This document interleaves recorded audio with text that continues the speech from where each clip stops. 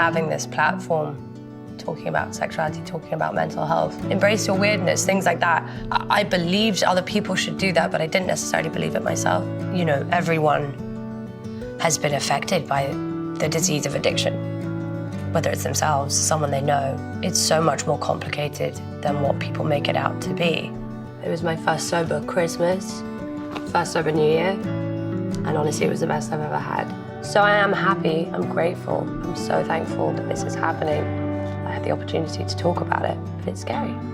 It was pretty back-to-back in terms of what I was doing work-wise. That year, I decided, you know, it's my 30th, I was like, okay, I'm gonna go crazy in a fun way. You know, I went to Ibiza for 3 weeks, went to Burning Man, came back to go straight to work, and in that, you know, these pictures were taken, and everything kind of, I was like, wow, okay, you know, this is bad. At that point, you know, there was a lot of people who were very worried, understandably so. I wasn't really worried though. You know, it didn't matter how many people around me were like, you okay, like, this isn't good, you need help. No, it didn't matter. But that is the nature of the disease. That is what addiction is. You can't run from the things in your life that happen. That's all I've ever wanted to do, was just pretend they don't exist. Because that would be easier, right? No, it makes it worse because it will catch up with you, it always does. I didn't want to face everything, whether it be my own self-hatred, which is an interesting thing to say because it's not like, wow, woe is me, like my life is hard. It's not. I have a wonderful life. I have a blessed life, but sometimes that doesn't match up to the way you feel about it. A lot of times in my past, there's been moments where I've come to a decision myself without really many people going, you need to do something. I've always been such a seeker when it comes to knowing how to self-soothe and tools to use. But this time I wasn't. But that's kind of when you realize how the resistance towards something is really how much more you need it.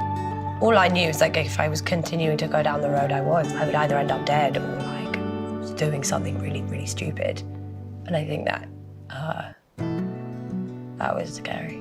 I've always been into like a quick fix in terms of, I could go to, you know, a week retreat or, you know, to go on a course for trauma or do things and not fully do it. And it's helped for a minute, but it never really kind of gets to the nitty-gritty, the deeper stuff. Treatment was the best thing. It was always something I was very scared of, but I think I needed that community.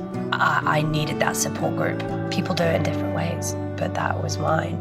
There was a lot of shame, there was a lot of hatred that in my head I thought was my voice, but it wasn't. It wasn't my shame. I had to like relinquish control to get it back again. I think the way that society deals with healing is dangerous. It's so quick to shame people and use words, and no wonder there's a stigma. You know, if it was just an entry to like, oh, I hope they're okay, that's one thing, but it's not. It makes the whole cycle worse for people going through it. I got hired a lot to talk about and to advocate for things like mental health and for people that are struggling. But wow, when I'm struggling myself, that's not okay. Bye. But that's the business, and it's sad. It's sad to see. You know, that's an important lesson for me. And it's their loss. It's one of my favorite things to like go out and dance and have a good time, but actually have like deep conversations and connections with people. It's weird, I got back to this house and just everything looked different. It's like it was a new place because I was different. Your life can change if you give yourself a chance to really be who you are and sit in that uncomfortability, because my God, it's uncomfortable for a minute, but it gets better and it's worth it. That's why I find the term recovery quite difficult, because you don't recover, and that's okay. That's why I prefer healing. Because I'm constantly doing it.